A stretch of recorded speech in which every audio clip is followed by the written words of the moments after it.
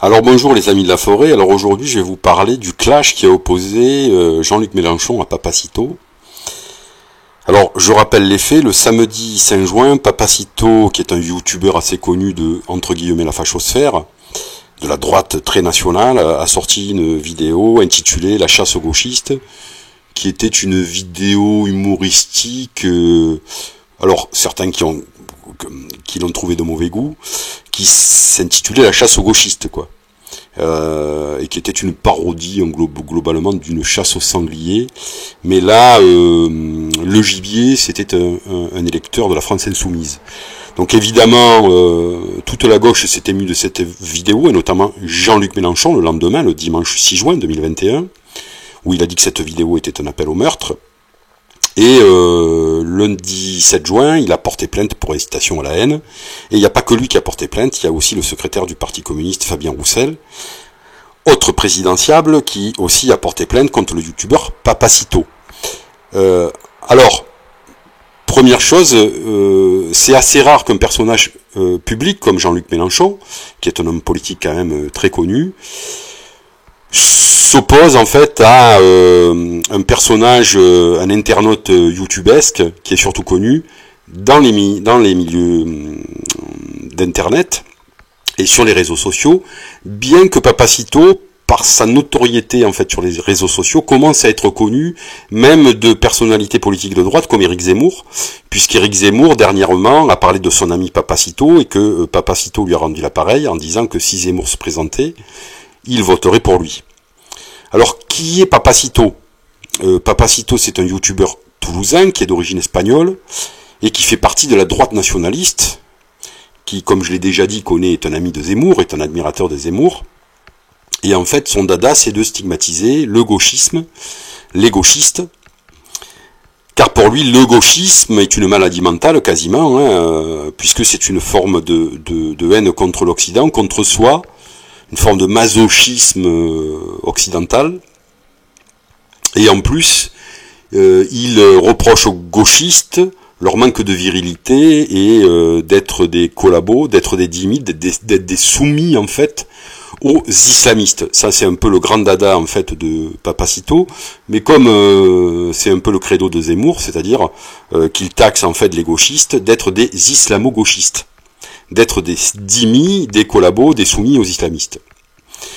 Alors Papacito lui aussi veut réhabiliter un certain virilisme blanc, virilité qui pour lui a disparu après des dizaines d'années de propagande gauchiste, et son modèle à Papacito, c'est un peu le chevalier médiéval qui partait faire la croisade et allait en fait bouffer du sarrasin.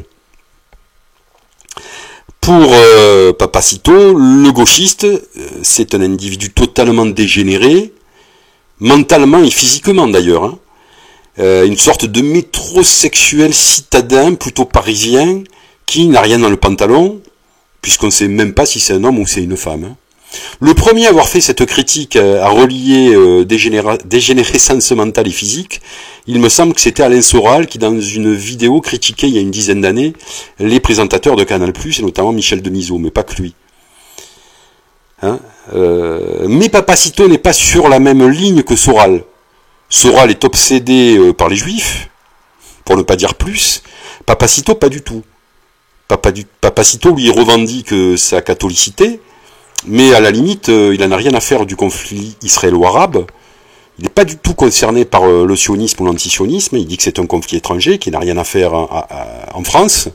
Et à la limite, il est admirateur de la politique de l'État d'Israël pour se défendre contre les agressions des Palestiniens ou des terroristes islamistes. Il proposerait même au gouvernement français de copier en fait la politique israélienne en ce qui concerne la sécurité. C'est pour ça qu'il n'est pas du tout apprécié par Alain Soral, qui évidemment est obsédé par les sionistes, et il est surnommé par les admirateurs de Soral Kipacito. Chacun aura compris évidemment la référence. Mais Papacito, en fait, lorsqu'il vise le gauchisme de la LFI, je pense qu'il vise une mouvance de la France Insoumise, la mouvance qui est proche des indigénistes, des décolonialistes, et qui s'incarne dans la députée de Seine-Saint-Denis, Danielle Obono, qui est assez proche en fait des indigènes de la République. Et là, moi, je vous conseille de lire, pour savoir en fait pour bien connaître la France insoumise, je vous conseille de lire le livre d'Adrien Matou, Mélenchon la chute, qui est pas du tout un réquisitoire contre Jean-Luc Mélenchon, mais qui est plutôt un livre qui analyse ce qu'est la France insoumise, qui est un mouvement et non pas un parti, qui a été créé en 2016. Et en fait, Matou dit qu'au sein de la France insoumise, il y a deux courants qui sont quasi antagoniques. Il y a le courant jacobin, étatiste, laïcard, souverainiste, qui a d'ailleurs sous-tendu la campagne présidentielle de 2017, où la Marseillaise a remplacé l'Internationale, et dont une des anciennes figures était George Kuzmanovic, qui était en fait partisan d'un populisme de gauche, c'est-à-dire qui voulait promouvoir une gauche de gouvernement et s'opposer à cette gauche, à cette LFI purement gauchiste, qui en fait est rempli de slogans révolutionnaires, mais qui sont totalement contre-productifs au niveau des élections. Je rappelle que Kuzmanovic, en fait, qui a peut-être gagné au niveau de sa ligne en 2017, a désormais perdu, puisqu'il est parti de la France insoumise. Il a été viré, mais il est parti avant Mélenchon, comme François Coq. Et l'autre courant, en fait, de la France insoumise, auquel s'opposait Kuzmanovic, est le courant gauchiste, on va dire, issu des milieux trotskistes. Je rappelle que Danielle Obono vient du NPA, de chez Besancenot, du mouvement altermondialiste, des libertaires, des écolos, qui va privilégier plutôt, qui va avoir une culture de contestation uniquement, et qui va privilégier les luttes sociales et sociétales, des luttes contre le capitalisme, mais aussi des luttes pour défendre en fait les minorités qui sont discriminées, de l'homosexuel jusqu'aux musulmans, quoi.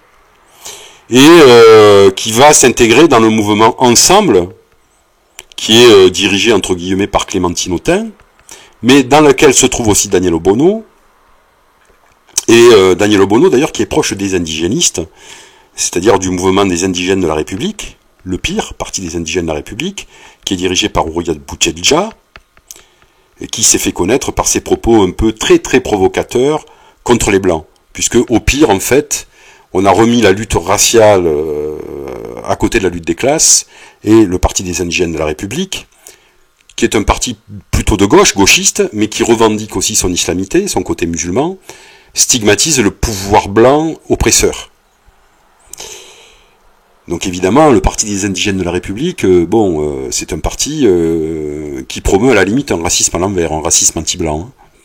Et Danielle Obono, qui est quand même députée de LFI, elle a dit que Houriat Boutchedja, la porte-parole du PIR, était un compagnon en fait de combat. Donc en fait, Obono, elle est assez proche des indigénistes et des colonialistes, qui d'ailleurs regardent l'idéologie laïcarde de Mélenchon comme une forme d'islamophobie rampante. C'est souvent un courant, ce courant gauchiste et contestataire au sein de la LFI, qui stigmatise l'idéologie laïcarde du mouvement, qu'il voit en fait comme une idéologie oppressive et islamophobe. Donc vous voyez que LFI conjugue deux mouvements assez antagoniques, Mélenchon faisant partie plutôt évidemment du courant du populisme de gauche, c'est-à-dire il est jacobin, laïcard. Mélenchon, on peut pas le taxer de tiédeur au niveau de sa laïcité. Je veux dire, le cœur de son idéologie, elle est laïcarde.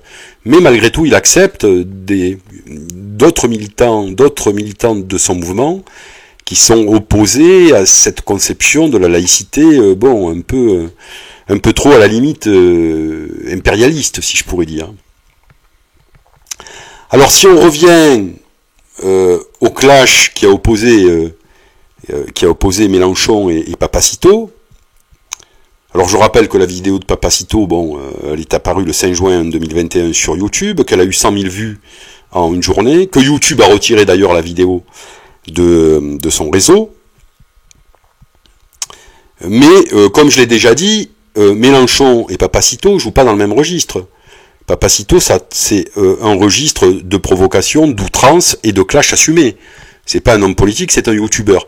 Même si Papacito, évidemment, diffuse un message politique derrière ses vidéos humoristiques, hein, où il file la métaphore provocante qui est coutumière dans le milieu de la fachosphère, et que Soral, à son époque, avait inauguré. Et c'est pour ça d'ailleurs que Papacito a beaucoup de succès, c'est qu'en effet il est talentueux, il a une mise en scène en fait de ses clips un petit peu qui est extrêmement performante et qui plaît à un public évidemment de jeunes, plus particulièrement évidemment dans la mouvance nationaliste. Donc on peut comprendre à la limite que Mélenchon se scandalise en fait de cette vidéo, mais quand même je dirais aussi à Mélenchon, et ça Adrien Matou l'a aussi analysé dans son livre sur Mélenchon, sur la France insoumise, à la limite que Papacito ait des propos outranciers et provocateurs, c'est de bonne guerre sur YouTube. Mais Mélenchon a la même stratégie en tant qu'homme politique. Hein, c'est-à-dire que en tant que personne publique, Mélenchon a fait de la provocation et du clash son credo en termes de stratégie de com.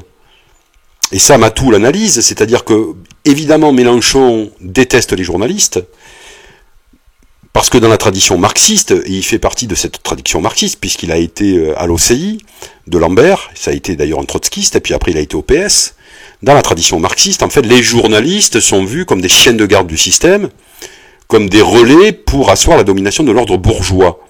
Et donc, évidemment, Mélenchon n'aime pas les journalistes, et même il est et, c'est lui-même qui le dit, hein. Mais malgré tout, il a besoin des médias, parce qu'il sait très bien qu'aujourd'hui, les médias sont omniprésents, que pour être présent dans l'espace politique, il faut être présent dans l'espace médiatique. Et donc, la stratégie de Mélenchon, qui je pense de com, hein, qui je pense est bonne, c'est de faire systématiquement le clash, d'aller vers le clash avec les journalistes, d'avoir des propos provocateurs pour faire le buzz. Parce qu'il part du principe que s'il fait le buzz, il pourra attirer des jeunes, par exemple, qui sont totalement rétifs à des discours politiques traditionnels, style les discours que peuvent tenir, par exemple, François Bayrou. Je veux dire que tout le monde se fout de ce que dit François Bayrou, parce qu'en fait, ses propos sont soporifiques. Donc Mélenchon, il a compris que aller au clash, faire le scandale, ça fait parler de lui, et que à la limite, ça peut intéresser des jeunes qui peuvent aller vers lui, puis après, aller vers l'idéologie de la France insoumise. Et à la limite, je trouve que la stratégie de com de Mélenchon est la bonne, puisqu'on a vu qu'il a eu un certain succès en 2017 à la présidentielle. Alors, certains pourront stigmatiser cette stratégie de communication, qui est démagogique, populiste, provocatrice, hanounesque, quoi. Je veux dire qu'à la limite, Mélenchon, bon, il fait un peu du Hanouna, quoi. Ou il fait un peu du Papacito, mais en tant qu'homme politique. Mais je dirais qu'il n'a pas vraiment le choix. Il n'a pas envie de finir comme le Parti communiste de Fabien Roussel à 2%. Fabien Roussel, quand il parle, c'est intéressant ce qu'il dit, mais je veux dire, personne ne l'écoute. Il est inaudible parce que il a un discours, je dirais, d'homme politique qui ne s'est pas mis à la page des réseaux sociaux, quoi. Aujourd'hui, le nouveau public de ces réseaux sociaux, les jeunes, ben il faut que ça swing, que ça clash, que ça s'insulte, que ça fasse le scandale. Autrement, personne ne vous écoute, hein. C'est un peu, je veux dire, aujourd'hui, le nouveau public est adepte de la pensée zapping, et au bout de 3 secondes, s'il n'y a rien qui se passe, ils zappent, les gars. Donc ça, Mélenchon a bien compris, et moi je trouve qu'il s'est à la limite très bien adapté à ce public nouveau. Ce mode de communication qui, par ailleurs, peut scandaliser les plus anciens, hein. Mais il faut faire attention lorsqu'on a une stratégie de com un peu de rupture. Ça me fait penser à la stratégie de rupture de l'ancien avocat Jacques Vergès, le salaud lumineux, qui défendait des indéfendables et qui avait théorisé sur cette stratégie de rupture. Cette stratégie de com de rupture de Mélenchon, elle peut être dangereuse aussi, parce que c'est un personnage public. C'est pas un youtubeur. Et que, par là même, il a quand même des responsabilités par rapport aux citoyens, puisqu'il aspire à être président de la République.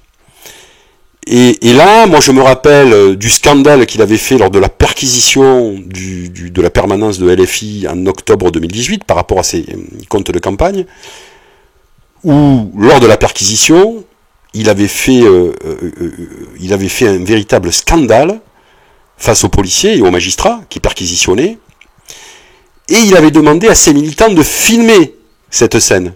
Donc c'était pas des journalistes qui n'étaient pas invités, qui avaient filmé le scandale provoqué par Mélenchon, mais c'était en fait des militants LFI, et ça faisait partie d'une stratégie délibérée. Et là, je vous renvoie à cette vidéo, aux propos qu'il avait tenus, comme quoi la République c'était lui, que sa personne était sacrée et qu'il était intouchable. Alors évidemment, cette scène d'hystérie pure et de scandale avait été très contre-productive. Pourquoi ? Parce que Mélenchon s'était placé au-dessus des lois. Il s'était percé comme quelqu'un qui était intouchable. Alors ça ne plaît pas aux Français. De droite comme de gauche. Et on s'était aperçu que l'image que Mélenchon avait renvoyée, elle était désastreuse. Tous les instituts de sondage l'avaient constaté, et même Mélenchon, du bout des lèvres, avait reconnu qu'il avait fait une erreur. Donc cette com de rupture, cette stratégie basée sur le clash, le scandale, la provocation, elle peut aussi être contre-productive pour un homme politique, parce que Mélenchon, c'est pas un youtubeur, c'est pas Papacito. Papacito, il n'est pas dans le même registre. Alors moi, la dernière sortie de Mélenchon, parce que là je parlais de la vidéo de Papacito, mais Mélenchon a fait une dernière sortie où il a tenu un peu des propos complotistes, où il a dit notamment qu'il était sûr que l'année prochaine, un mois avant les élections, il y aurait un meurtre, un attentat, tout simplement parce que, curieusement, certains partis instrumentalisaient les faits divers et la violence, et surfaient sur la vague sécuritaire. Bon, certains se sont scandalisés des propos de Mélenchon, notamment des hommes politiques, qui ont dit qu'il filait la métaphore complotiste, ce qui n'est pas tout à fait faux. Mais moi je pense que c'est une stratégie délibérée, parce que Mélenchon l'a toujours fait, il continue sa stratégie de com, de rupture, basée sur la provocation et le clash, tout simplement parce que dans les sondages en ce moment il n'est pas très bien, pour la présidentielle de l'année prochaine, je crois qu'il est à 10%, son image quand même s'est dégradée par rapport à ce scandale qu'il avait fait en octobre 2018 devant les policiers. Et moi je pense tout simplement qu'il reprend une stratégie basée sur le clash pour faire le buzz, pour essayer de remonter la pente. Voilà, je vous remercie, à bientôt.